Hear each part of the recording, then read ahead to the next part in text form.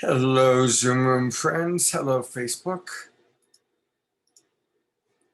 Let's go live. Here we are live. All right. Welcome, everybody. I'm Love Coach Scott Catamas, and we're starting a few minutes late. We had a little bit of a tech challenge there, but welcome, everyone, to what's going to be a really beautiful Sacred Sunday show. And this is a show that we really want to make participatory. And so I'm going to invite some of you definitely to share your thoughts and your comments.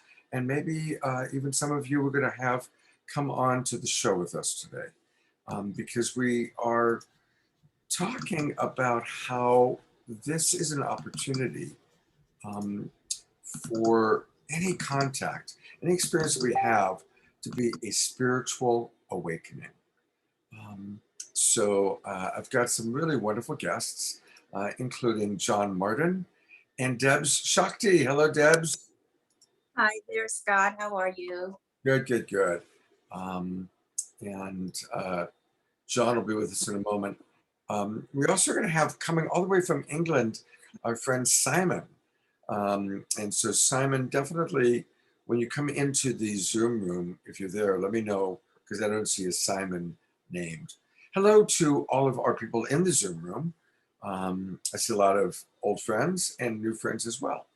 So, and John Martin, if you can turn your camera on, and once we get John's camera going, I'm going to lead a little meditation. John plays the most beautiful music. So we're going to have a combination of a little bit of music with John, my morning meditation, and then all of us sharing our experiences of making contact. Now, I recognize that many of you, for making contact, it's about connection to our galactic family, which is beautiful. And we even have some wonderful video we're going to see of that. But also making contact for the purpose of what I want us to talk about today can be any form of contact with another dimension, another world. It might be connection you've had with deceased loved ones through lucid dreams. It might be experiences you've had with archetypal figures, spiritual figures, whether it's Jesus, Mary Magdalene, Buddha, Krishna. It may be contact that you've had with the angelic realm. You know, these are all precious experiences. And as a coach, what I found is there's this interesting juxtaposition. These experiences that we have are some of the most powerful, profound experiences of our life. And yet often we don't feel safe to talk about it because we don't want to be judged, poo-pooed, and there's a lot of judgment about that which cannot be proven, that which cannot be verified. And so this is an opportunity for us today to share with each other. This is a safe space. All that you share of your experience is welcome. We're not going to judge it.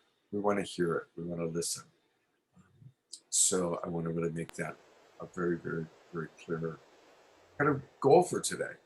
So there's John. John's joined us. Hey, Scott. Hey, John. So again, welcome everybody. I'm going to share the spotlight with John initially.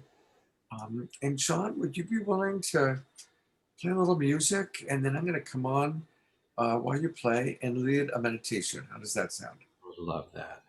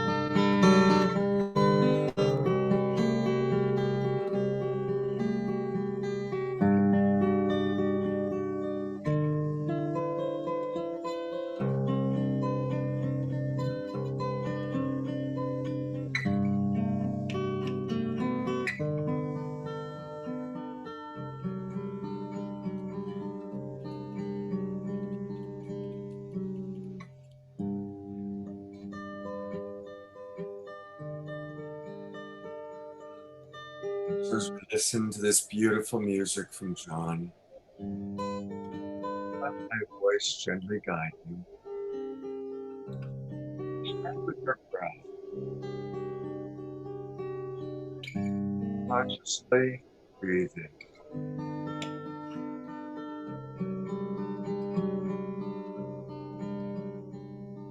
Breathing at your own pace.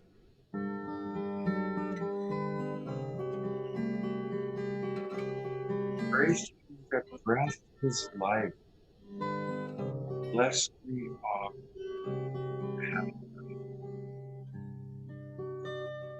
have life.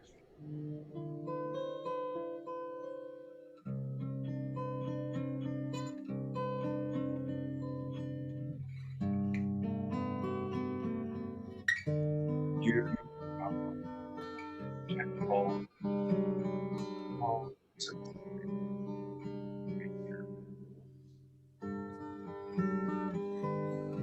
keep this to yourself. We're grateful to come together in community. Today we are celebrating those experiences we've had, making contact beyond our normal sphere of experience. Celebrate any contact that we've made with our galactic family, deceased loved ones, angels, archetypes, spiritual teachers.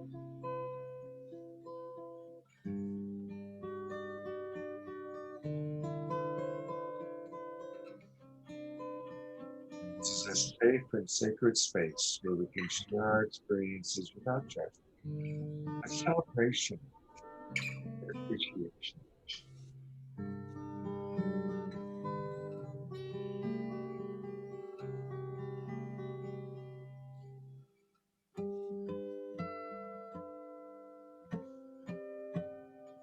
So welcome everyone. Welcome.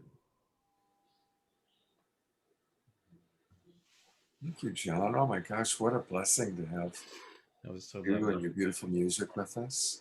We put my guitar I'm going to bring our other guest onto the camera, onto the screen too, Debz. And Simon, if and when, oh, there you are, great. So I'm going to promote Simon, panelist also. So I'm going to invite each of us, initially as panelists, to share an experience of how we've made contact with something or somebody and how that has helped us with our spiritual awakening. And Debz, would you be willing to go first? Sure. Well, I kind of came in like this in this lifetime. I came in awake, but I didn't realize the context of that. I've had contact with extraterrestrials, interdimensional, celestial beings, just anyone you can think of since the get-go, since earliest memory. And but I think one of the most impactful ones as a young child is when I was 9 years old.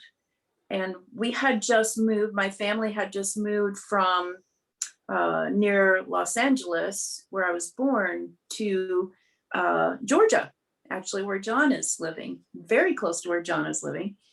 And we went from, living in a very tight city type, really cute little house with a tiny yard to being on the edge of this city that was next to an Air Force base where my dad worked.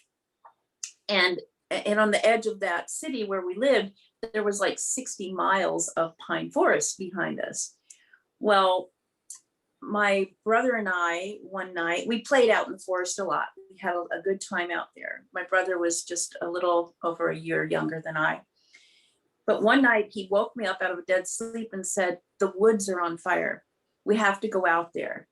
And why I thought that was a good idea, I don't know, but it was like this compelling thing. We were both really good children, but and we would have never dreamed of sneaking out of the house, but we did. We got our clothes on, ran out to the forest, and there was this huge orange yellow glow that looked like a big forest fire. And we kept running and running till we got to the kind of circular meadow where we used to play. It was ringed by all these giant pine trees. And right above it, where this light was this huge, what I now would call mothership, hovering. And there were sounds, tones, and it was just this enchanting energy. We weren't afraid, we were just transfixed. Little side note here, several decades later, when the movie Close Encounters of the Third Kind came out, when that big mothership showed over Devil's Tower, that's the thing we saw. Wow. So that was another revelation. I'm still getting chills every time I tell this. That's another revelation that happened way after the fact. I thought, how did Steven Spielberg know what I saw when I was a child? So it validated what I saw.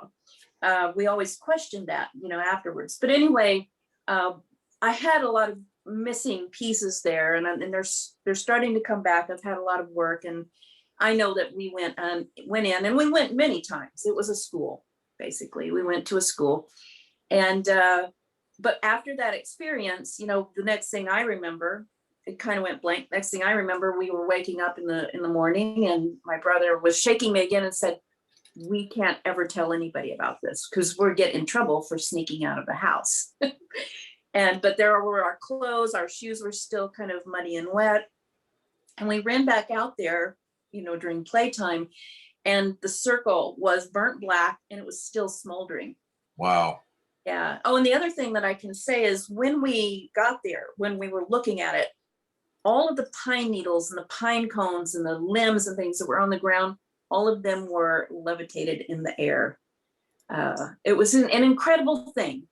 So being raised in a very strict, very devout religious family, my family was Catholic, my parents were very devout, we didn't have any context for that. We didn't talk about that. There were no, we didn't watch TV, or we watched very few movies. We didn't have a context for that.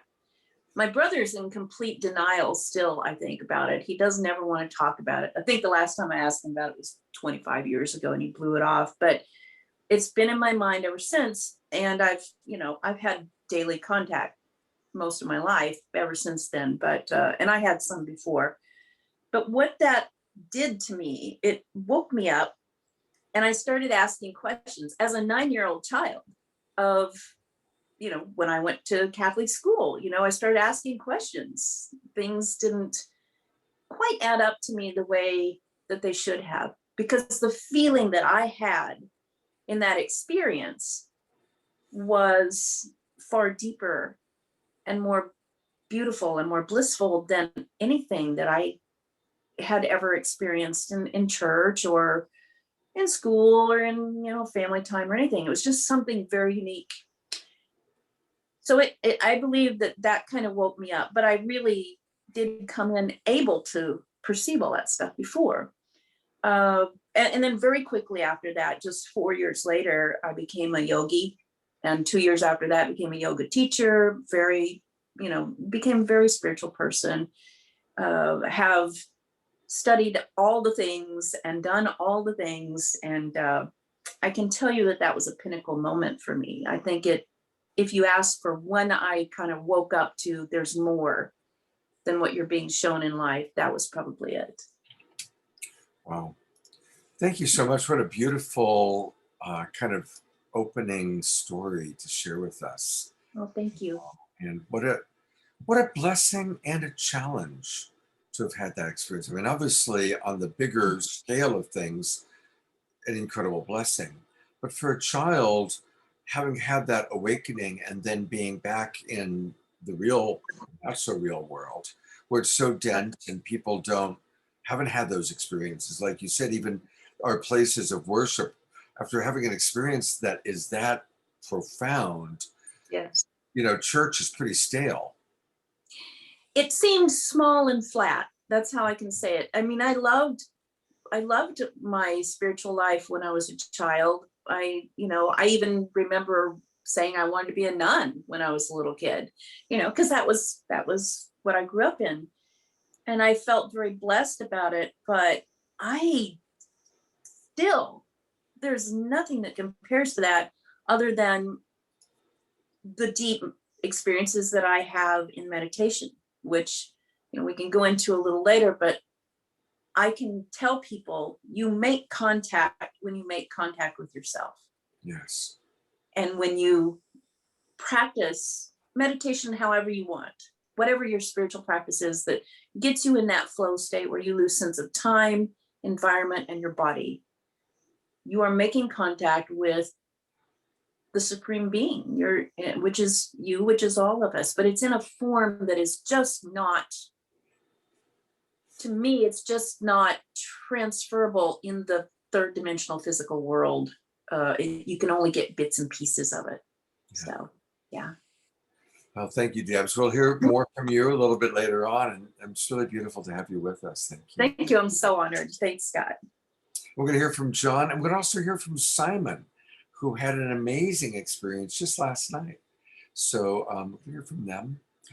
Because I do want to open it up to experiences in addition to the wonderful galactic family, star family experiences.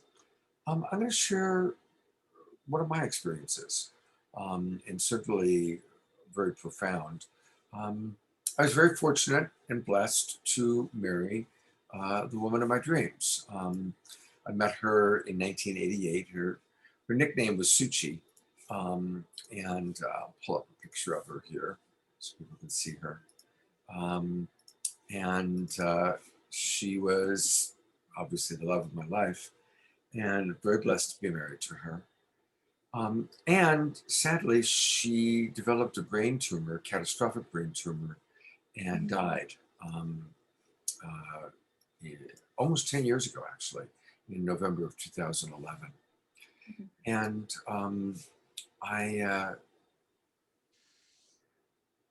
it happened very fast, so we didn't really have a chance to kind of make arrangements for how to communicate once she was gone. But we were both, very, very spiritually oriented. And we both had talked about if something ever happened, we would make contact and we would make connection with each other. Now, I've been blessed to, in my life, have had very significant lucid dream experiences with loved ones after they've passed. My father, especially after my dad died, we have many lucid dream experiences. Also, a friend of mine, Robert Fry, came to me shortly after he died. So I expected that to happen with Suchi, but it didn't right away. It finally did, but it didn't happen right away. But something else did happen very quickly. And that's the story I'm going to choose to share today. One of the things that she and I shared, we were very involved with the oneness movement. And there's a spiritual discipline out of India, Bhagavan Kalki and Amma, and the Oneness Institute. It's a huge university and spiritual religion, if you will. We weren't part of the religious part of it, but we were very into giving Diksha, giving oneness. We were the very first people to bring it to the San Francisco Bay Area, to Hawaii. We then went to India, where we were guests of Bhagavan, and it was a big deal. It was a big part of our life together. And it was basically a practice where we and other people that had kind of been initiated would gently put our hands on a person's head, kind of tap into a vibration, if you will, and just help create a greater awakening. And it was something we had done together for many years. Shortly after she died, I was teaching a workshop in Nevada, and they asked me, it was a day-long workshop I was teaching on compassionate communication, and they asked me at the end of the workshop if I would give Diksha, oneness blessings to everybody. And I thought, well, yeah, that'd be wonderful. Now, there had been a woman snapping photos all day long of the workshop, and so she ended up taking 35, 40 photos of me throughout the day, and then sent them to me. as I was giving Diksha to people, I felt Suchi's energy so strong. And I felt her right behind me and above me. And it was beautiful. It was like she was there. I could feel it. When these photos were sent to me, whatever it was, a week or two later, and I looked at them, there was there was no lens flare, no phenomena on any of the photos other than the one photo she had taken when I was giving oneness blessings, and I felt Suchi above me. And so here's that photo. And I'll see if I can make it a little larger. And I'm hoping, are you able to see that big blue bubble? Are you able to see the big blue bubble around? Yeah, Simon's giving it thumbs up. Incredible. Isn't that something? That's incredible. You know, and again, there was no lens flare or any funny bubbles on any of the other photos. And this was the only photo she took of me while I was doing the oneness blessing piece of it. And so fortunately, she did come to me in a lucid dream about 9 months later. And we did have some amazing telepathic communication after that. So, and for about 2 years, there was communication. And then she kind of moved on. But it was, I'm grateful for that. I'm really grateful for that. So that's kind of the story that I wanted to share. I'm going to go to John, and then we're going to meet Simon in a few minutes. But John, I'm going to put you on, and love to have you share what you want to share today. Scott, I love that you're wearing Suchi's ring too. I know that must give you a lot of beautiful energy from her. Well, thank you. And John, your volume's a little low. Okay. I'll get a little closer. Is that better? Yeah, that is. Thank you so much. Okay. Where to start? My goodness.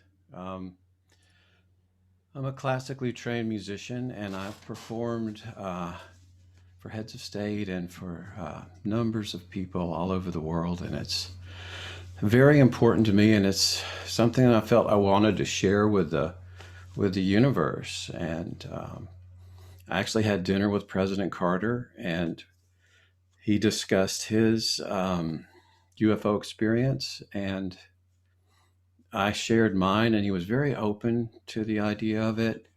And between that and Debz, when you were mentioning Close Encounters of the Third Kind, that the thought of using music as a communication tool, I put those two ideas together. And I went out on my deck and began performing music to the universe. And within two sessions, I had an incredible purple dome-shaped craft, plasma craft with a pink ring around the bottom third of the bell that came over my home. And it was just absolutely beautiful. It had a feminine energy, and it slowly just kind of moved away, but it was so powerful. And a few days later, I had 4 craft in line, 4 metallic spinning craft over my courtyard. And then just a few days after that, I'm playing my guitar the whole time and still just projecting music, and I'm just thrilled with this new connection I'm having with the universe. And then an incredible thing happened. 2 large, a cross and a crescent shaped craft came directly overhead, and it was burnished metal. They were at a 45-degree angle, and they were just absolutely magnificent. And I went to get my camera, and they said in my mind, please don't take our picture. We'll give you something you can take a picture of. And about 10 days later, my dog is walking through, sorry. About 10 days later, this beautiful heart-shaped cloud was created for me. And it was just a wonderful gift. They said they would give me something, and they were true to their word. And from that point on, I have been connecting with the universe for, well, that was 2013, so close to a decade now. It's nearly a daily activity, and Wow. it's beautiful and very life fulfilling, and it's something that I cherish. And I'm so honored to be able to share that with you today. John, how has this supported your spiritual awakening, your spiritual development? It it only strengthens it. I think there's not a challenge between religion and this universal contact. I think they're all connected. I pray every night. I've seen angelic beings. Uh, it's strengthened my resolve that we're universal beings, Scott. We're here for a purpose, and it's much more than so many of us realize. How each of us are so important to the overall fabric of the universe, and it's celebrated. And I encourage everyone to try and connect themselves, go out and project. If you're a mathematician, do math problems and project that into the universe. If you're an artist, show your artwork and create work outside, and project that into the universe. Anything that moves you and puts you in that very special place that is important to you. If it's important to you, it's also important to the universe. And I sh- I encourage everyone to try that. But it is so strengthened my spiritual being. Beautiful. Well, we're going to hear more from John. And I want to read, John, some of the messages that have come in. Annette, and this is probably in direct proportion to what you just said. Annette says, Spirit tells me to use music as a form of propulsion and levitation for spacecraft. Wow. Now that's really interesting, Annette. Thank you. I've not thought of that, but that makes sense to me. It truly does. I have heard on multiple occasions that um, sound was used to create the pyramids, that the big stone blocks that were moved in the Machu Picchu, which is thousands of feet high, um, and has these perfectly cut stone blocks without mortar that have held for a long time. The closest quarry is hundreds of miles away. Mm. And of course, the Egyptian pyramids, how do they build them? I've heard that it was synchronized sound. Now, who knows? But that comes to my mind as I read Annette's comment. That makes sense. I mean, the power of sound and music is I think it's well beyond our comprehension. And when we rise to that level as far as we can, it elevates us even farther. And I can see propulsion. I can see absolutely how it moves the heart, and I think it can move solid objects just as easily. And by the way, thank you everybody for your comments about my story about switching the org. I appreciate you shared. And please don't be shy. I'd love to hear from more of our. I'm going to check our Facebook pages, and also all of our friends. We have 25 friends in the Zoom room, so love to hear from some of you. Your comments, your experiences are precious to us. And one thing, if I could say, Scott, I showed Alma my heart-shaped cloud, and she thought it was a beautiful thing. She said, "Oh, heart-shaped cloud, how beautiful!" And that was given to me by the universe. I will. I know I've got that heart-shaped cloud somewhere in my file, so I'll pull it up. I also Yeah. have the video, which I thought I'd play a little bit later. That beautiful video of you that you put together talking to your friends. So Wonderful. all right, well, we're going to see John's heart-shaped cloud and video in a little bit. But we have a new friend who I just met this morning. This is Simon coming all the way to us from England. And welcome, Simon. And please do unmute yourself. And tell us all about the magical weekend you've had. Yeah, it was something to trip out. Oh, your volume is a little low, Simon.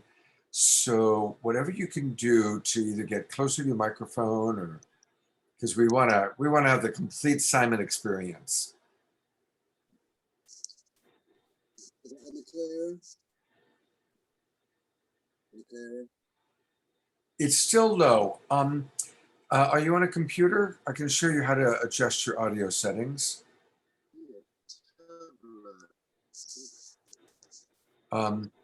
If you go to the little button just to the right of your mute button, there's a little arrow just to the right of your mute button.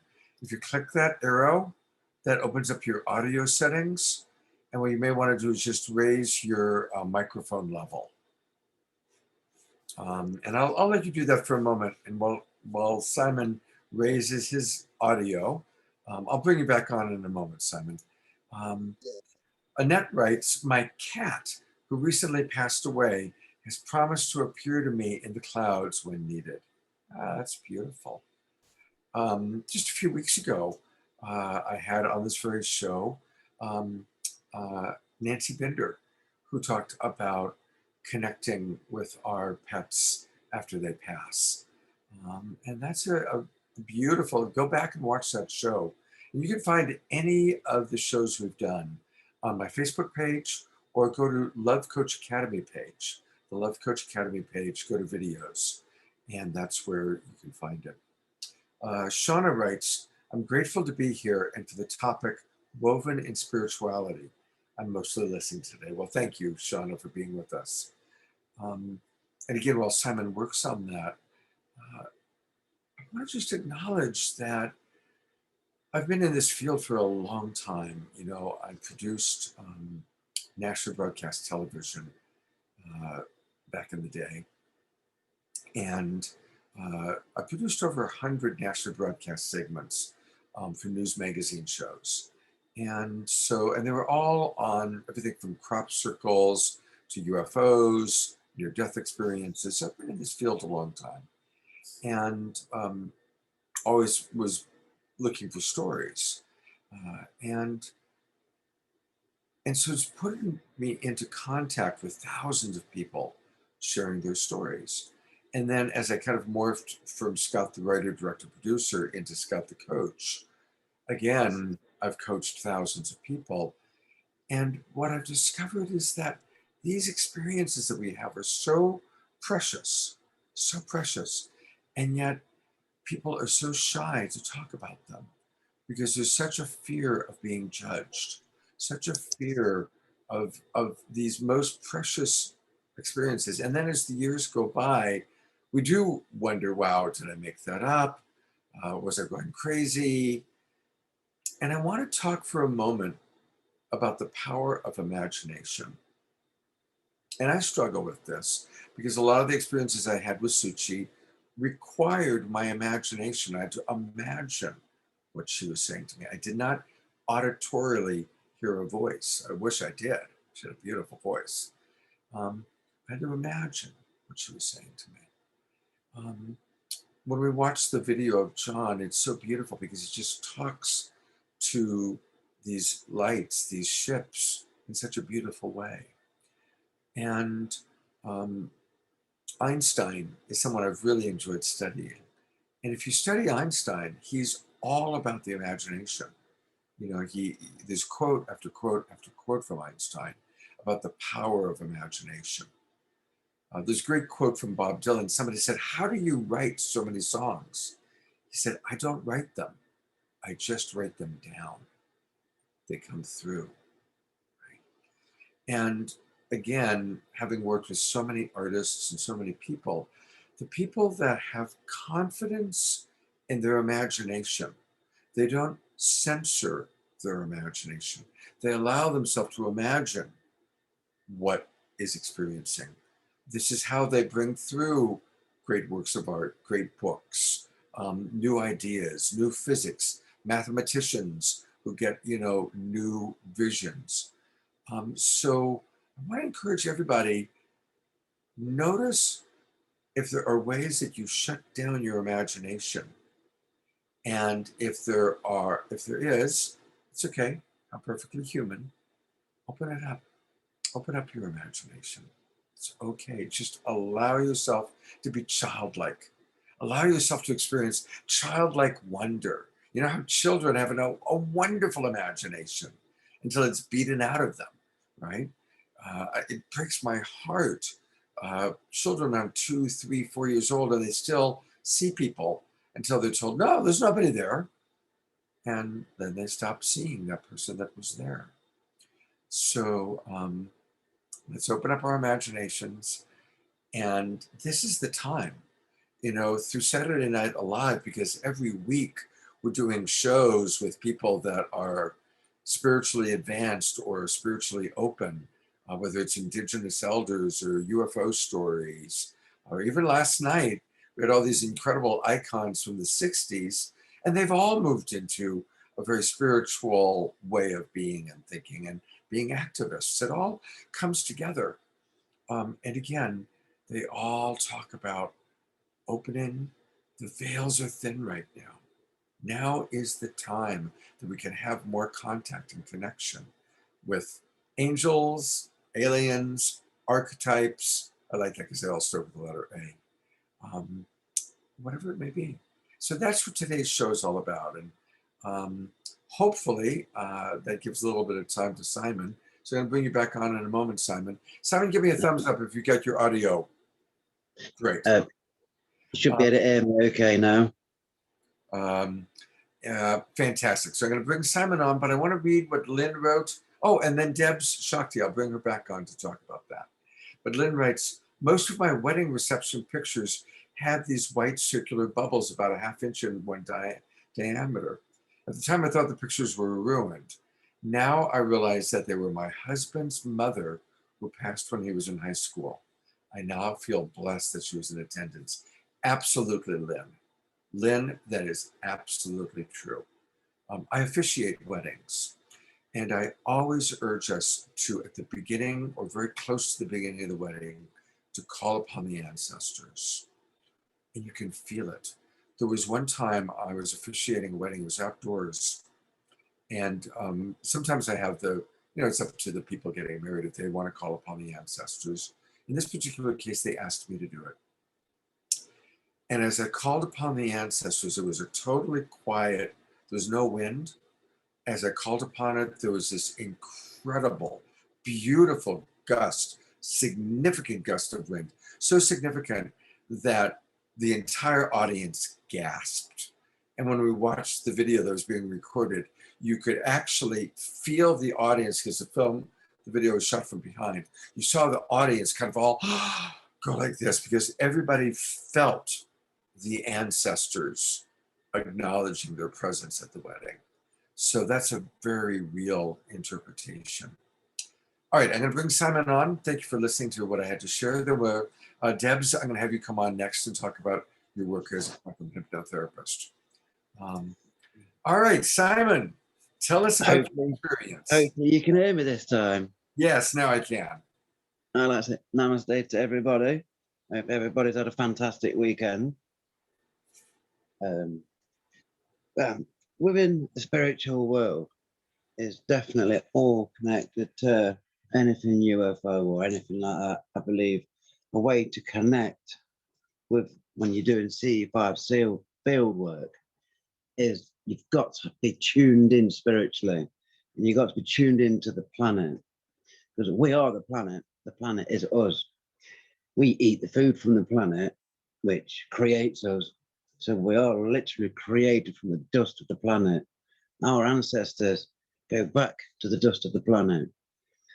And I think once you can sort of get your head around that and accept that, that really, really helps people on a spiritual journey. And when people say all points in time are all connected, they are. Every point in time and space is connected. We are all connected together. We all share the same energy. We're all made out of the same atoms, particles. So we're definitely all connected. I started off in a Christian family, quite a strong Christian family, having to go to Sunday school every Sunday, which became a bit annoying for me being a young kid. So I sort of rebelled against it. I then had an experience when I was 12 of a beautiful golden orb in the sky, just sort of resting above an army depot. And I was so fascinated in it. And I got a real sense of being watched. And then that disappeared. And then life took over, as it does when you're growing up. I was dyslexic at school. 30 years ago, dyslexia wasn't really recognised that much in schools.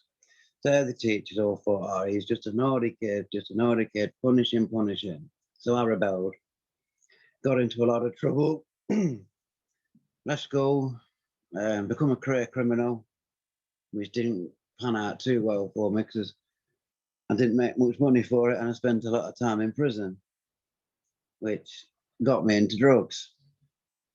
I then spent a horrible few years being a horrible person. And then one day, it was just something just switched on inside of me. And he said, you're wasting your life and there's more to this life. And this life is so short. Really, I've got to get every second and make the most of this life. Because when you wake up in the morning, there's a lot of people that don't wake up in the morning and will never wake up. We're only alive for a very, very short time, but we're a very long time dead. So we've definitely got to make the most of this time.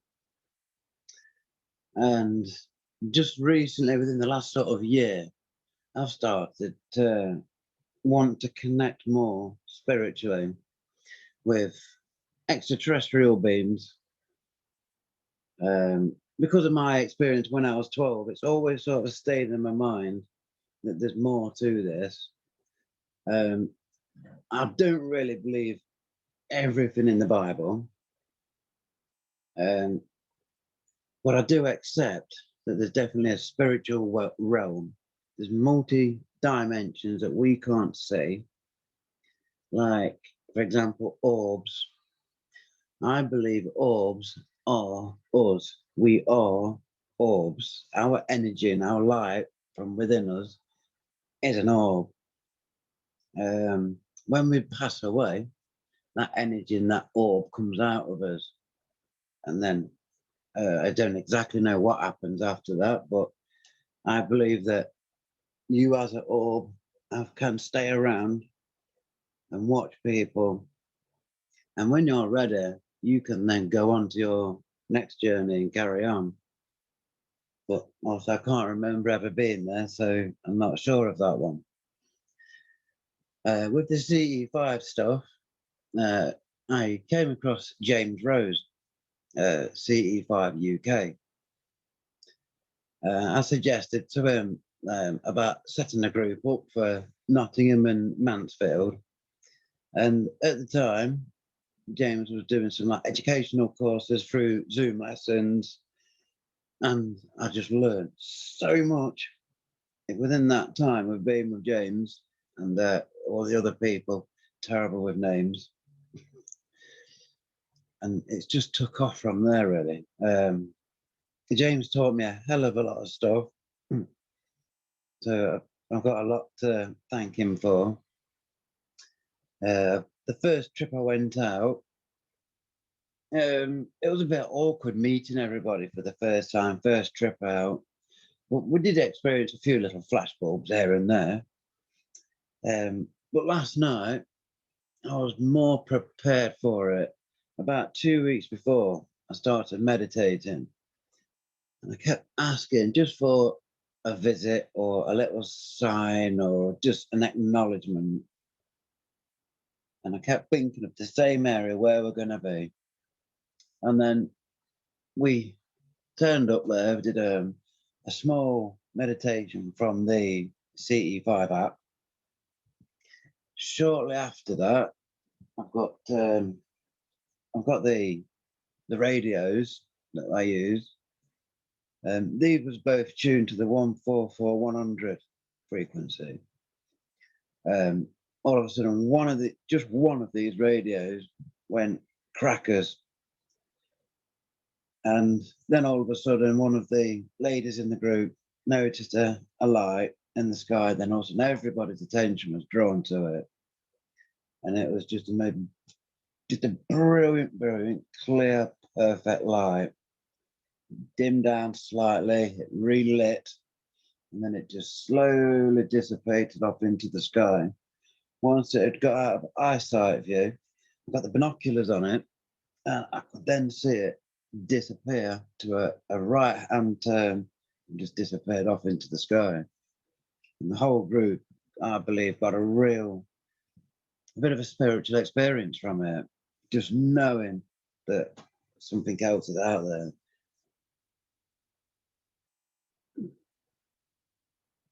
Wow. But also in the UK, UK seems to be a bit of a hotbed at the minute, as well as everywhere else around the world. But there was a couple of people out. There was CE5 Scotland, who they had a contact, and they've got a video, which is going to be uploaded. And there's a CE5 Northwest of England. I believe they've had contact as well. One of the CE5 groups actually went out to the Rendlesham Forest area and did a night. So yeah, England really is starting to become a bit of a hotbed. Wow, well, thank you. It's beautiful to have you with us. Thank you so much, Simon. And we'll hear a little bit more from you a little bit later today. I'm going to bring Debz back on because Debz, I'd love to get your feedback on what you wrote in the chat box and maybe share with us a little bit. Sure. Well, first of all, I want to say to Simon, my radio was chattering away while he was speaking. They are, and I find that as that's them highlighting or validating what he was saying. They were just saying, yeah, Simon, go, just keep going. You're on the right track. It's amazing that you're here. And thank you for sharing your story. It's so beautiful. Explain to people what what do you mean by the radio? Because not everybody knows what that is. Yeah, these radios, he held up his, I always have trouble with these cameras, but this is the handheld radio that we use. And there is a man, a quite brilliant engineer, scientist, and huge contact worker, and a beautiful human being named Jimmy Blanchett, who originated a contact modality using these handheld radios. Originally, he did it with a huge antenna that he invented, a special antenna array in his backyard. And Scott, he's been on your show, so maybe we can reference that later. But I was on one of Jimmy's original teams where we researched this, several of us all over the world, doing experiments where we use a special frequency. We now know that you can use pretty much any frequency. It's more intention and connection. But as Simon was saying, our frequency that we've used is 144.100. And we just, either with intention or by pushing the little call button and sending a message that we have that is specially encoded, that Jimmy also has come up with a way of doing that through manipulating typed words and pictures into sound. Again, we're talking about sound like John was, and it puts it through this spectrometer type of thing. I don't really know how it works, but it turns it into almost music, tones. And then we transmit that, and within seconds, usually we'll get a response. I do. Or I can just speak to whomever is nearby in my, telepathically from my heart or verbally, and they'll start chattering away on the radio. And it makes this little sound. So without going into a lot of detail, that's what we were talking about. Simon and I just now were talking about this with the radios. There's a lot out there now. Jimmy's finally gone public with it. Mark Sims is helping a lot with that. And so there's lots of videos out there, and or if you have questions about it, you can always, contact me. I'm happy to answer. But to get back to what I was saying in the chat, as far as,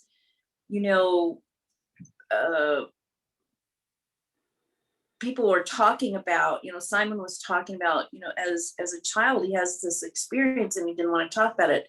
And you were talking about that, Scott, too, how so many of these beautiful human beings have had these experiences that they can't explain. And maybe they have a lot of missing pieces from, but they have these specific, it's almost like a compelling dream that you remember a few pieces of that never go away in your life. And you either convince yourself or you're convinced by your parents or caregivers, oh, it was a dream, or you're got a wild imagination, we don't talk about that, which is what I was told in school. And it gets suppressed to the point where you don't even believe in it yourself, but it still niggles at you in your heart and in your consciousness over time.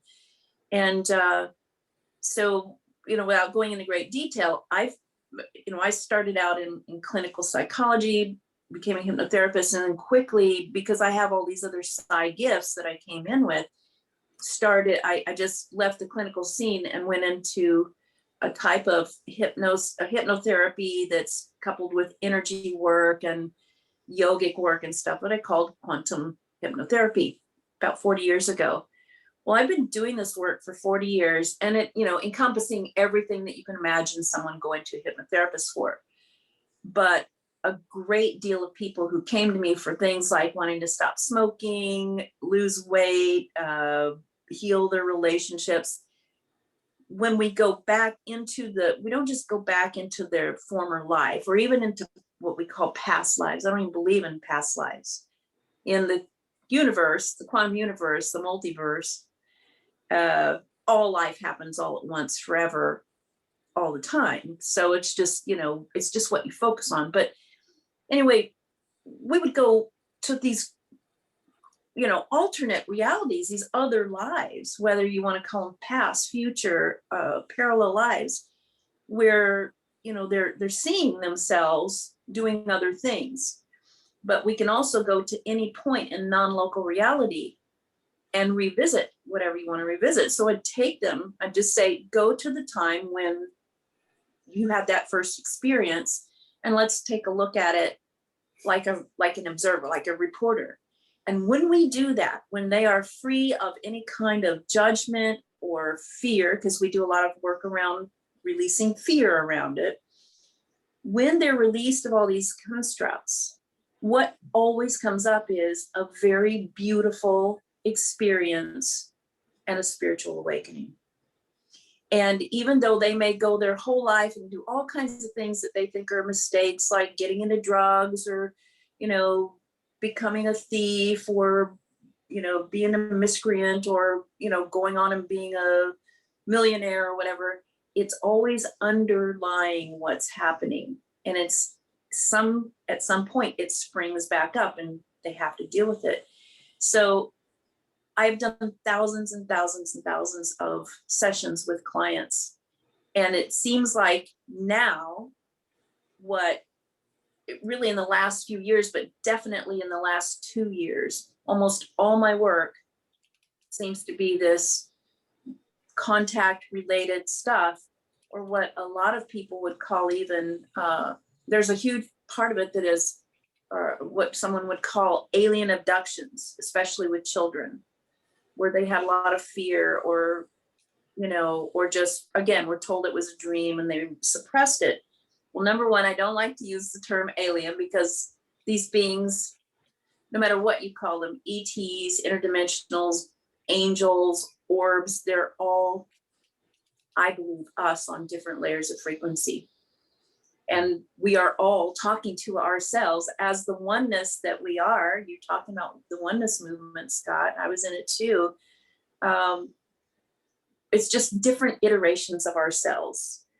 The universe is a holographic fractal universe, and we are different facets of that. So what we find out is we're making contact with ourselves. No matter where we go, no matter what we look at, no matter how crazy or frightening or weird it is, it always comes back to being us. And we're giving messages to ourselves on how to raise up in frequency.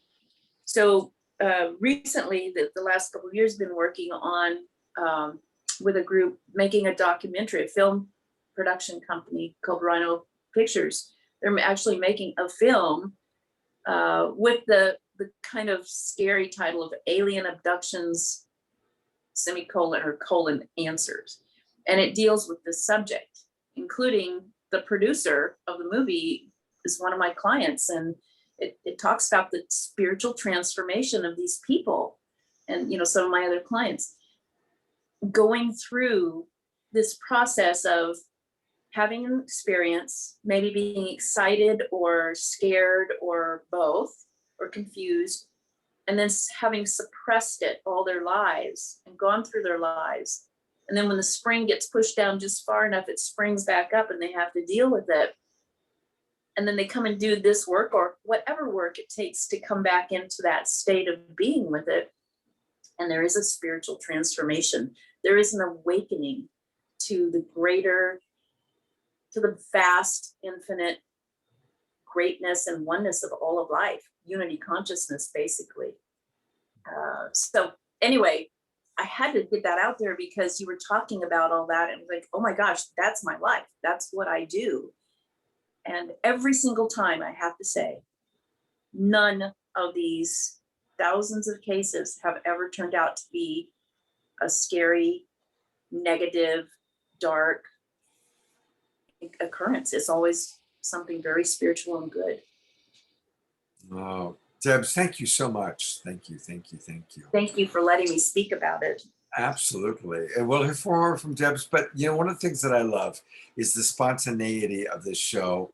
And guess who just joined us? Our good friend Mark Sims is with us.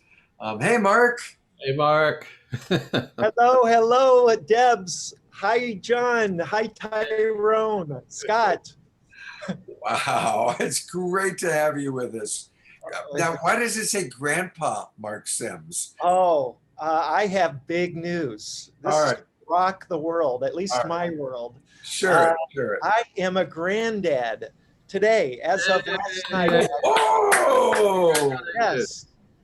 I am so excited. So I have a picture. Let me hold on. Right here, I should have a picture of my, let's see, 8. Just got to figure out how to do the thing here. Give me a second. Sure. And while you're doing that, Hal, come on for a moment. Mark is, of course, one of our dearest friends. And it's really through Mark that I met John and Debz.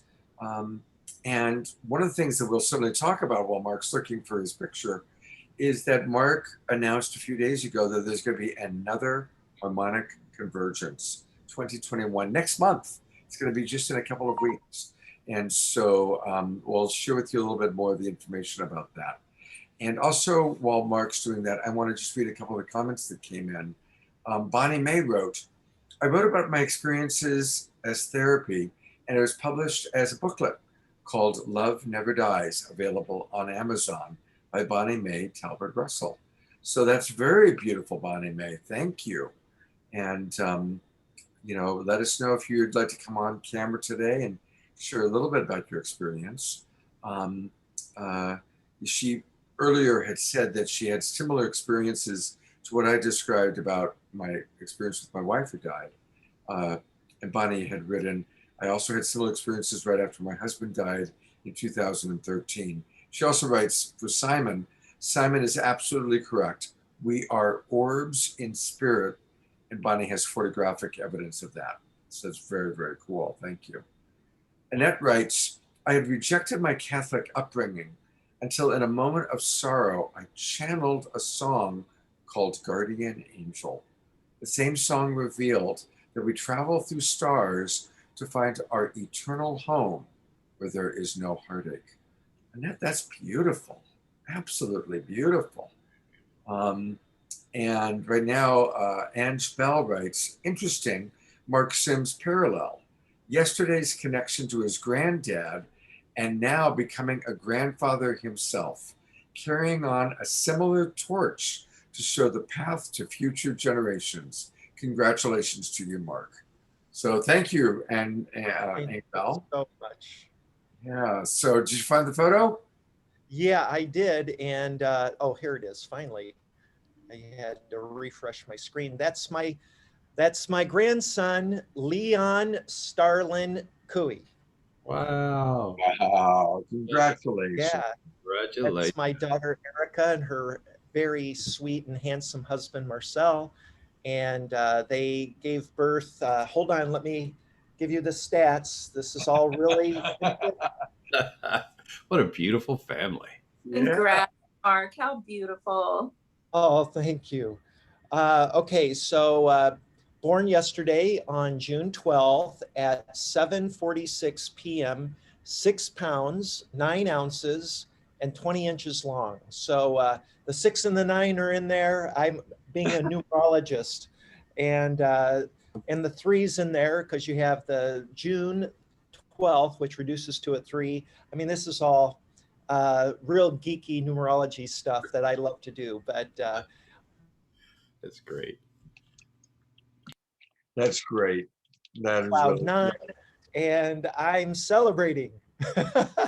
that's, and I do think it is interesting, Mark, what she pointed out, that here you've had this incredible revelation about your grandfather, and then boom, I mean, just that your life is a movie, Mark. It really is. It's a movie. It's an incredible epic journey. So It tell is. us about the harmonic convergence. What do you got planned? Okay, so far, what we have planned, I'm doing a very ambitious 11-day event starting on July 4th, which is Independence Day, of course, everybody knows this, and it ends on July 14th, which is Bastille Day. And these two dates are arguably, but in my opinion, the most important dates in human history that have to do with sovereignty and personal freedom and democracy, the establishment of democracy, which I think is one of those milestones in a planet's history, in its evolutionary history, that once it reaches that level of, let's say, conscious sophistication, there's no looking back. You've turned a corner. There's a stake in the ground on the timeline of a planet or a community that adopts the principles of democracy and civil rights that come through things like the Constitution and the other great documents.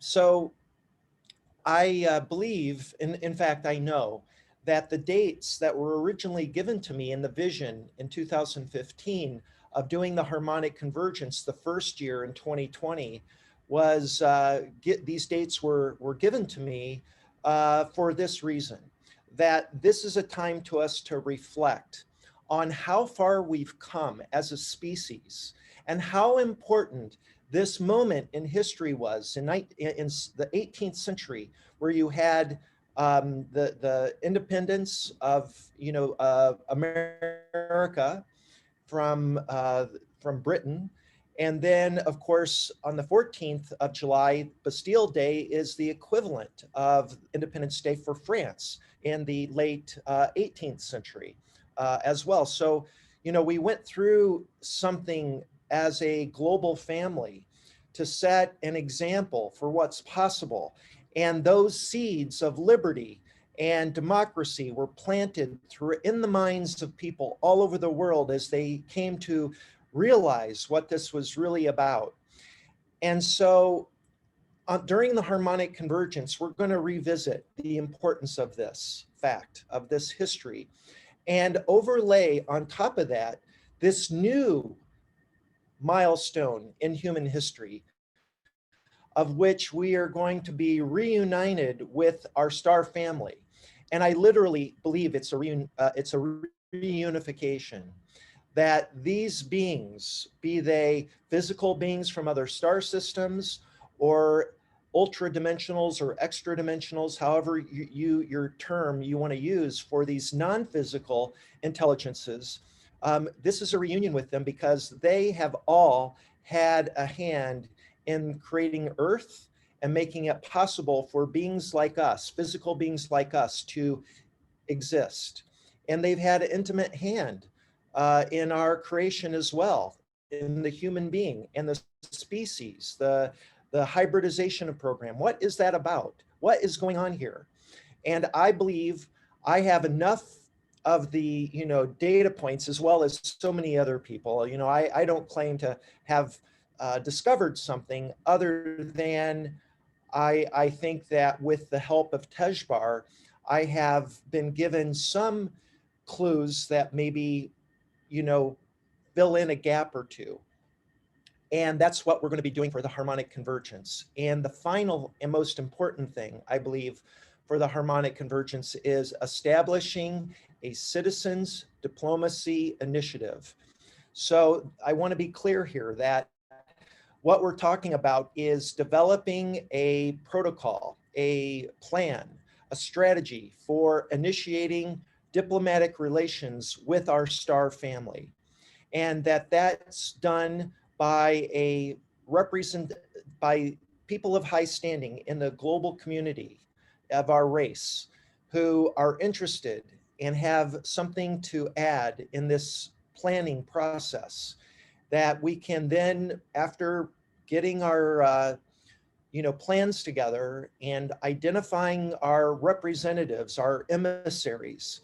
And I think people like Danny Sheehan is an example of somebody, possibly Whitley Strieber. These people of high standing that have, so much credibility, given the fact that now we know that ETs are here and we're not alone. Let's acknowledge them and give them an opportunity to step forward as leaders and as representatives for us to, reach out in a attempt of establishing peace and diplomatic relationships with these beings, and then figure out what are we going to say to them? What would we ask them? I think there is a possibility that they might be willing, if we ask in the proper way, to help us out of this tremendous dilemma that we're in. There are many scientists that believe that we've reached the tipping point of no return in terms of climate change, and that our ecology, the planet's ecology, has started a domino effect that will ultimately result in the, total destruction of the delicate ecology of our world, the air and the water. Well, we're going to need some help. And what a beautiful opportunity we have to reach out to them, acknowledge them, and then ask them for their help. And if they were to give it in the right way, it would prove to the world, to a person, that they are in fact benevolent. Now, again, this doesn't mean that there aren't malevolent forces, but we are specifically setting an intention as a global community to reach out to the benevolent beings, the ones that are simply waiting for us to reach out, and they will answer our call, I believe. And the reason why they haven't thus far is because we haven't been ready. So we have a responsibility to do our part, to get involved in a synchronized global movement in which we can all agree that there is some faction of our star family that's out there willing to help us. And that I believe that they are so far further advanced technologically and spiritually and intellectually than any negative forces that might be involved with Earth, that the negative forces don't stand a chance against them. And the real reason I believe that is because I believe in this principle, that to be good, to have mercy, to be compassionate, to be loving is an evolutionary advantage. Let me say that one more time. It's so important that we understand this, that to be good is an evolutionary advantage.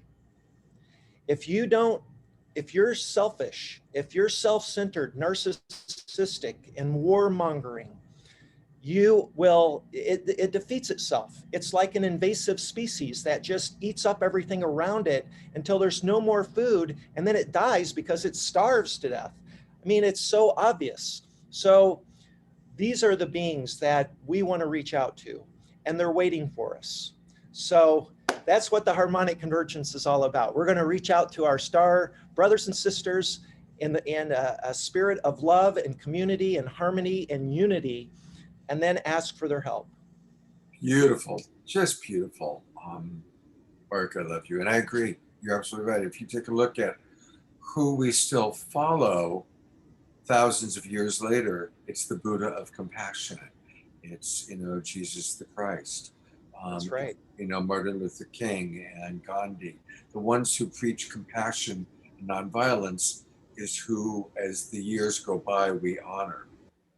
Whereas the warmongers, become, as history, as we look at them from a further away, it's like, oh my God, So you're right. But I love those words. I've never heard them before. I'm going to kind of slightly put it that compassion is an evolutionary advantage. I mean, I just love the simplicity of that. Compassion is an evolutionary advantage. It's beautiful. It's beautiful. Well, congratulations, Mark, on being a grandfather. And again, the beautiful symmetry. Go back, take a look at the show we did on Friday night with Mark, where he talked about the incredible revelation that it turns out that his grandfather, who was very secretive about his military background, Mark recently discovered that he was most likely, highly likely, actually an active participant in the Roswell UFO incident of July 6, 1947. Incredible. And here Mark is carrying on the work, and then your grandson is born today. It's quite beautiful and special. Hey, do you mind if I share a picture real quick, a few pictures of my grandfather? Absolutely, go for it. And then we're going to hear from Summer Joy Raymer has joined us also. So Summer's going to, I've got some wonderful guests coming in, which is really fun. Okay, I'm going to remove my spotlight. Show us what you got, Mark. Okay, I just want to show a few pictures. This is my grandfather, and when he was in the Air Force, and he was a big fisherman. He taught me how to fish when I was about 4 years old, how to clean a fish and how to hunt. So I have a lot of very fond memories of catching, big fish. He really enjoyed freshwater fishing mainly because we were in Indiana. But here he is with probably the biggest fish he ever caught in his life. And I want to just show you a picture of me. This is, hold on here quick. Can you see this picture of me or? We're still on your grandfather and the fish. So this is a picture I ever caught in my life. It's just so amazing that my grandfather and I have so much in common, and he actually looks a lot like me. Yeah, or I look a lot like him. And so I'll just leave one final picture so that you can move on. There's this amazing photograph of my grandfather as a member of the staff of we've now definitely confirmed that he was a staff member of General Henry Happs Arnold, who was the 5-star general of the Army Air Corps, which then became, in 1947, a separate branch of the military, and he then became the first 5-star general of these. And so my grandfather's the handsome guy on the left standing up in the dark uniform, and this is the staff. I believe this is actually, he was in charge of these guys. They were all on the staff of General Happs Arnold. And for those of you that may not understand the significance of this, is that General Happs Arnold was, in charge of the Army Air Corps all through the Second World War. And then after the war, he was in charge of, and Oh. that would have placed him at the epicenter of the Roswell incident. And I now believe from pictures that my grandfather was probably involved with UFO recoveries all the way up to about 1950. When Haps died, my grandfather returned back to Indiana and started, his farm, which was his business after the Air Force. And so he was really involved in all the UFO recoveries. I'm certain of it, and I've got new pictures to share. Let me just show you one more. I'm sorry I know you want to get to your other things, but this is so big. Where he's with the airplane. Hold on. Here it is. This is, so this is, oh, you can't see this. While you're pulling it up, I just want to weave this into our story, or our topic for today, Mark, is your incredible ongoing spiritual awakening. And these experiences, in this case, your discovery about your grandfather, is part of your, again, locking in this incredible spiritual awakening that you're having. And it does all tie together beautifully. Oh, thank you. So this is my grandfather in front of a T6. It's called an aviation T6. It's a North American aviation plane. This was a trainer during World War II. And this was him in front of an airplane at Morph border with Mexico, tip of Texas. And this is one of the places my grandfather, it wasn't the only place, according to these pictures we have, he was at other air bases. And so it's clear he was traveling during World War II with General Haps. And there's one other picture, darn it, here it is. This is a big deal picture. This is General Haps and the entire staff, his entire staff. And this is at Moore Field. And, General Haps did not, hang out at Moore's Field. Moore's Field was one of the pilot training headquarters or fields during World War II. It was just one of them. And here you have the entire staff, General Haps here. It is my personal opinion, and I need to check some of the dates on these, but that they were probably there, possibly for meeting with the pilots that were training there, but more likely there was a famous incident during World War II of a crashed UFO craft right on the other side of the Texas border. And there was a pilot who was a witness to this who came out and talked about flying from Moore Field and flying over this crashed UFO that was on Mexican territory. And it was later recovered once it was located and brought back to Wright-Patterson, or maybe to S4 at Groom Lake. So anyway, I just wanted to, all this is coming this week, and I just wanted to share the latest and greatest. So that's all I have, and I hope people will join us at the Harmonic Convergence. Thank you, Scott.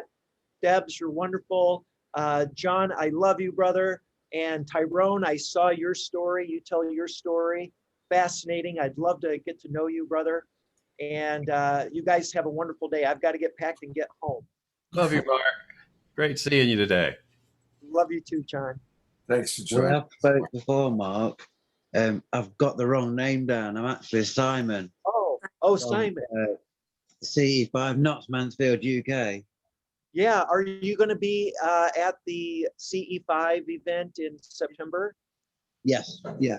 I'll meet Yeah. you there. I'm going to be there with my partner Simona. So Oh, great. yeah, so I'll see you in on the 4th and 5th of September. After the meeting with your radios, Uh-huh. I went out and got Yeah, myself one. I got mine too. All right. Let me go to gallery view. Everybody, go ahead and put up your radios again. I'm on gallery. There you go. And for those of us that don't have our radios with us, but we appreciate it. That's great. All right. Thank you. Okay, everyone, have a wonderful, wonderful day. I love you all. Take care. Scott, I love you, brother. Love you too, Mark. Talk to you soon. All Bye-bye. right. Well, I love the spontaneity of these shows. And one of the great things that we as Global Peace Tribe are celebrating is all the big events coming up. And next week is World Unity Week.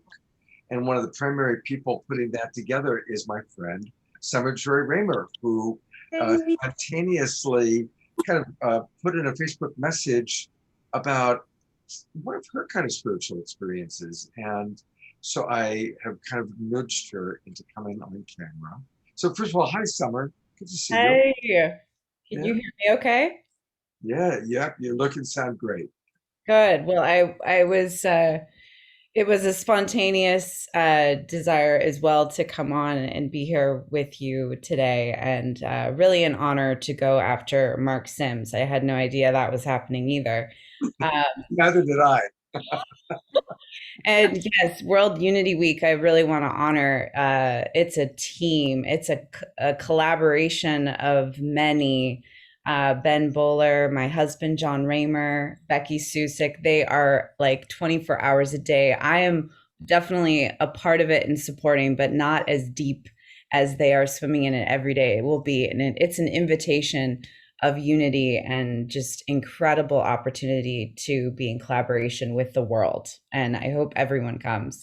But the reason I'm here, and it's really sweet how Mark brought in his grandfather. I want to honor my ancestors, my grandmother, June Herget. I feel her very present as I'm feeling called to share. As Scott invited me, I shared in the chat about some experiences that I often have. And it feels like a mixture of galactic, of angelic. I also really connect often with the connection to Lumeria.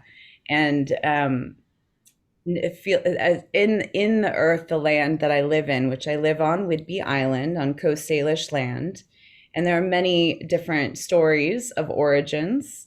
And some people say that Lumeria was part of this region where I live and where I have the origins of my life have been on this island. My grandmother walked the same beach that I walk every day, and has been, and she for many years, and my mother, there's sort of a generation of finding these particular rocks, which I brought a few. These are called agates. I don't know if any of you have ever seen these kind of rocks, but they're very, very special. And not until after my grandmother passed away, which has been 11 years now, I started to experience more and more connection to finding these rocks. And I would even like to say they're finding me. And a particular story that I shared in the chat, and there was this particular experience where what I've been learning about my galactic and origin identity is something I call the Garden of Joy. And I'm in a process of writing a book about what that actually is, and more of that will be coming over this next year.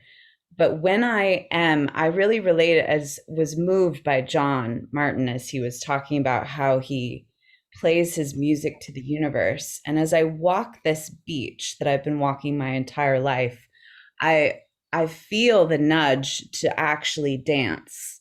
And that is probably my most alive, definitely joyful way of being myself. And it feels like an offering when I am in that space. And it's sort of a sense of being in the zone with the allness and with creator. And when I am really in and tapped into that space is when I see these. And sometimes they come like right after each other. And often the way that they show up on the beach, they're glowing, the sun is hitting them, and they just stand out. There are times where they're under the stand, and I actually just know they're there, and I'll pull them up from the earth. So for me, and when I find them, it feels like this most extraordinary moment and gift. And I'm very aware of what it is I'm thinking or feeling about. It feels like it's like an affirmation of yes, more of that. Or if I'm like pondering an idea, it feels often it's kind of a nudge of yes. And so, yeah, that's just a little bit. And I don't really talk about, I'm a very, very spiritual being. And more than anything, it's kind of like, when do I not feel that there's some sort of presence with me, along with me? But that is one of the more mystical and meaningful exchanges with the universe, and with a presence that I know we are not alone on this earth. It is not just humans here. I mean, and I do feel as well that they are here helping. And I just, yeah, feels very kind of naked of me to come on here and say this, but I'm such a fan of Scott, and I know your spaces are sacred and incredible containers inviting people.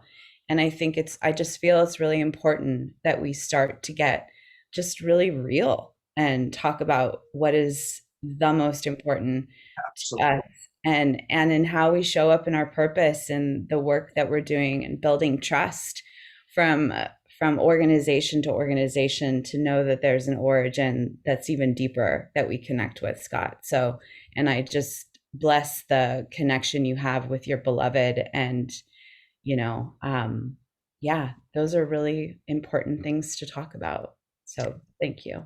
Thank you, Summer. That's perfect. Again, the more that people like yourself can come forward and share, the more it becomes, it opens up the consciousness. It makes it safe for other people to go, yeah, and I'm seeing that in the chat box. Simon is saying, yes, I do the same with stones. And yes, we are always being watched. Nice. So, it's the more that we share these precious things, it becomes like, oh, wow, me too, God, So, could I make a comment about the gems? absolutely, John. Let me add you here. Summer, when I project to the universe, generally, at one point I was in one small place in the park, and the following morning, on more than one occasion, I would receive these beautiful gems in that very same spot. So those are literally gifts from the universe, and I'm in full agreement with that. And I keep them in my pocket for a couple months, and then I share them with people that have challenges, and it gives them strength. And so I can validate that's absolutely true. Mm, Yeah, I love gifting them. I've actually planted them in places all over the world. Often spirit guides me when I'm on some of my global work in Ethiopia and India. And ask permission of the land. Can I plant this as a offering of support? Where that is always wanting to make sure there's a yes before doing that. Yeah, beautiful, John. Thank you for sharing that. Thank you. Yeah. And I always ask permission as well. I mean, that is always a good practice. I Yeah. agree with that. Yeah. Sean, I'm going to go to you in a moment just to prepare you. I've pulled up, I'm going to show some of your heart photos, heart clouds. But I also, while Summer is here, just want to acknowledge the next week. My Street Talk show is going to be with Summer and her beloved husband, and Ben Bowler. And it's going to be a preview of this amazing World Unity Week that's coming up. We're really excited about it. So definitely please join us next Friday night for Straight Talk. And we're going to be with Summer and John and Ben Bowler. It's going to be great. And then on Saturday Night Live, the whole show is going to be celebrating, I better put myself on here. It's going to be celebrating World Unity Week. And we've got Matt Kahn as our keynote speaker. Then we've got a lot of the World Unity Week people. Obviously, John and Summer and Ben again, Chief Dwayne Perry, Pato and Antoinette, and so on and so forth. It's going to be a really, really wonderful show. So next weekend, that's what we're doing. So do join us. And Summer, thank you so much for joining us spontaneously today. Yeah, thank you. I had to put a little headband on my hair, would have been a little bit still bedhead Sunday hair, but I'm glad that I could be here and just be, share from the depth. Yeah. Absolutely. All right, Sean, I'm bringing you back on. And I did find some of the, or actually you sent them to me, so thank you very much. Some of those photos. And so I'm going to screen share them. And again, these are the photos from during your, when they sent you the beautiful heart clouds. I had them and Facebook just lost it. So hang on. Let me pull that back up again. Can I very quickly come in? Yes, please. Grounding is something that, as a human race, we neglect to do because we are not connecting ourselves proper to the planet. There's always something in between us and Mother Earth, i.e. your soles of your shoes, concrete, carpet, rubber, anything. There's always a boundary between us. We need to take our shoes off and walk in the grass. Agreed. Feel the planet, connect with the planet, ground ourselves with it. If you're in the garden, put your hands in the soil, feel that soil. We have to connect ourselves properly to the planet and we can ground ourselves. Some people use grounding as an alternative therapy to medicines. There is a video on, I believe it's on YouTube, I'm sure it's called Grounding. It's something grounding, and that really explains it in a lot more technical terms than what I can explain it. But the more, if it's a nice day, you put your shorts on, and you sat on the grass, and if your legs and you've got your hands at the side of you are all touching down to the earth, it really can make the soul happy.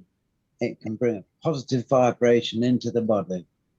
It can also release any static, any emotions, any anger that's been built up within the body. Yeah, into the ground. And you have to meditate a little bit as you're doing it.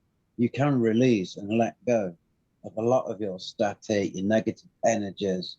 Just let them go, release them into the ground, and then take back the positive vibration from the planet. One of the ladies was saying about music earlier. Music with certain vibrations and everything is definitely a very strong connection with music, vibrations, grounding themselves to the planet. Like I said earlier, we are the planet. We have come from the planet. The planet has created us. We create ourselves. All our food, everything we eat creates us. Everything we eat comes from this planet. Nothing we eat comes from off this planet. It's all on this planet, created on this planet, created by us. We sow our food in the planet and then we eat it. So we've definitely got to be more careful and more conscious of the planet. Sean, that is so beautiful. Thank you, Simon. You're absolutely right. And you're reminding me, first of all, I haven't had breakfast. And you're making me want to go get breakfast. And you're also making me want to go for my morning walk. So thank you for those great reminders. So we're going to wind down. We are going to wind down here. Usually we don't go quite this long. But one really quick last one. If we are out walking about, just lean against a tree. Just touch a tree, hold a tree. Absolutely. It's amazing what nature can do to us. And that's Thank my good night piece. Beautiful reminders, Simon. Thank you so much. Beautiful reminders. Well, I am going to show those photos that came up. And here is the cloud photo. And that is really something. I mean, look at that. That is really something. That was literally a gift. They said they would give me something I could take a picture of, and that was the gift. And they were true to their word, and they've always been, everything that they say they will do, they do. And when you're open, and I agree with what Mark was saying, when you're projecting in a positive way, it repels the negativity, because none of us are so naive to think that there's only good in the universe. But when you project in a very positive way, that repels the negative, and that's when these beautiful events occur, and it raises our frequency and elevates humanity as well. Beautiful. Well, I thought that a wonderful way to finish tonight's show, or this morning's show, is this video that John created. It's really lovely. So, and as you watch the video, you're going to hear John just so beautifully and gently speaking to these beings. So I want to thank everybody for being on the show. Thank you, panelists, and thank you, our guests. Annette writes, Spirit tells me to lay on the earth closest to the loving, healing gravity of Mother Earth, especially when I'm feeling weak, and hugging trees in our winter. And Debz, Shakti also said, yes, I agree, Simon, connecting with Mother Gaia. And Shauna writes, the Buddha painting on John's wall looks like John's face, lovely and calm. That's a lovely thing. Thank you. What a beautiful global peace tribe we all have. I'm so grateful. So, all right. Well, thank you everybody for watching. And thank you for joining us. And here is this beautiful video provided by John Morgan. Thank you, John.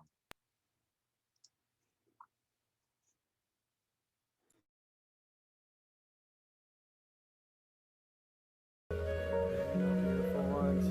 Thanks, sweet dear friends. Thank you. Thanks so much, you wonderful, sweet, beautiful friends. Thank you. How lovely. How wonderful. Thank you. Thanks so much.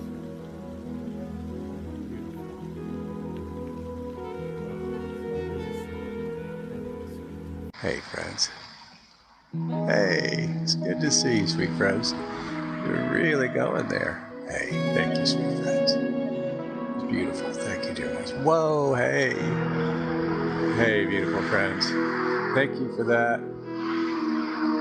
Thank you, dear friends. Lovely.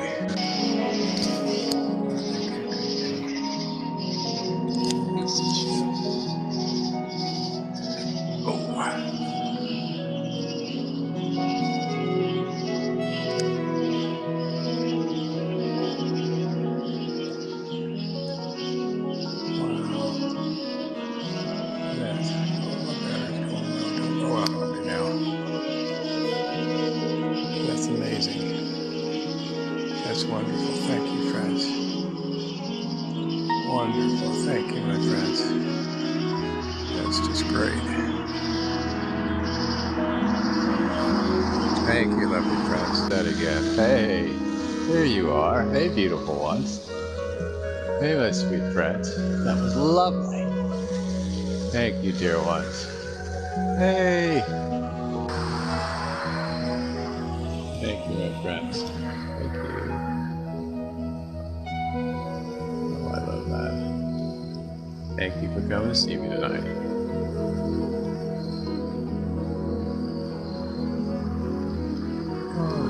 Oh, there's two more right there. How beautiful is that? Thank you, my friends. Gorgeous. Incredible, friends. Thank you, beautiful ones. Hi. This is truly amazing. Hey, my sweet friends. Thank you. Thank you, beautiful ones. Hey. Thank you for coming to see me tonight. It's beautiful. Hey, beautiful ones. Hey, my gorgeous friends. Thank you for coming to see me. Hey, beautiful ones. I was asking what your name was. Thank you, sweet friends. Love you. Thank you, friends. Wow. Hey, beautiful ones. Hey, my sweet friends. Thank you. How beautiful. Thank you, sweet friends. What a beautiful thing. Thank you, my lovely ones. Thank you, friends. Oh, how lovely. Thank you, beautiful ones. Thank you for coming to see me tonight. Hey, sweet friends. Whoa, I love that. Oh, you did it again. How beautiful. Thank you, my friends. Thank you for that. Hey there. Thank you, beautiful ones. How gorgeous. Hey, gorgeous ones. Wow. Hey, beautiful ones. Hey, my sweet, beautiful friends. Hey, loveliest. Oh, that was a great one. Thank you. Thank you, beautiful ones. Thank you for saying hey to me. So much love to you, dear ones. Thank you. Yes, we play music together all the time, don't we, dear ones? Of course we do. Absolutely. Thank you, beautiful friends. Thank you for that. There's two of them. You see it, Cam? Wow. Two beautiful energies that passed for us. Thank you, sweet, gorgeous friends. Thank you, lovely ones. You did that for us. Thank you. Thank you, sweet friends. Thank you, beautiful ones. Thank you, my gorgeous one. Look how beautiful and bright you are. Hey.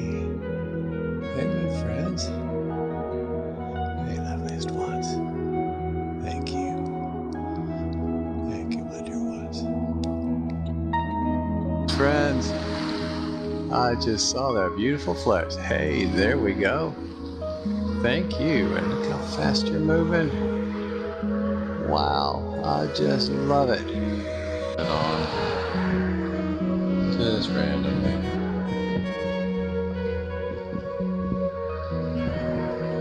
It's never random, is it, dear friends? Wow. I mean, that's the greatest thing you've ever seen. Wow, friends.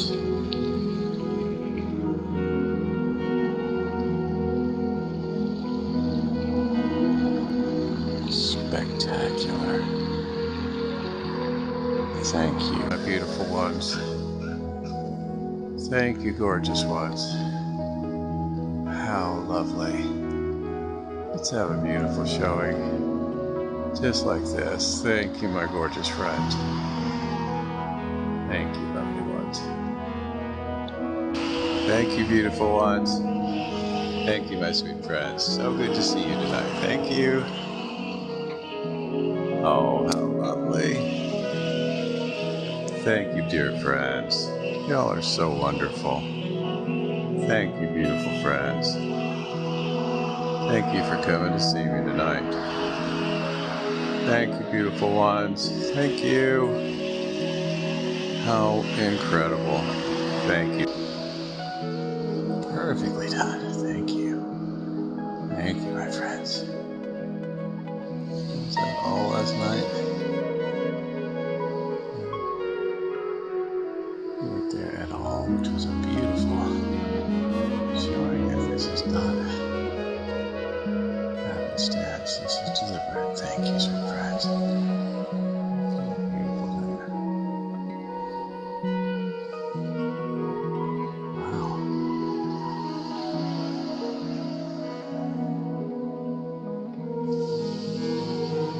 Of course.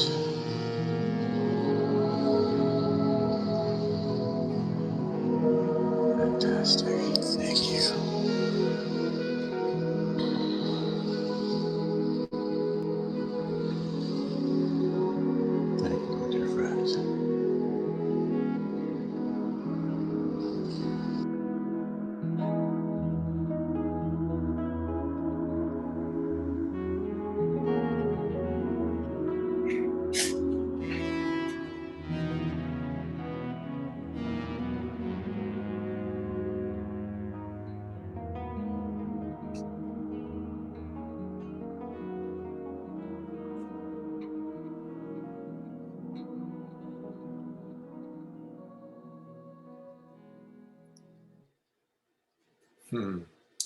John, I could just listen to your voice over and over and over. And that to me is the great teaching, is the way you just live in gratitude. Imagine if everybody on our planet, the way we all related to each other was, thank you, beautiful Summer, for showing up. Oh, thank you, Debz, Shakti, for being with me. Oh, thank you, Simon, so much. So good to see you, my dear friends. Right? It's like this is a beautiful teaching for us, John, of how to all be with each other, including our galactic family. And Scott, we should all thank you, my friend. You are Yes, something. You have done so much for absolutely. humanity to bring it to such a wonderful place. You bring such great energy to everything that you do. And it's an honor to be here with every one of you.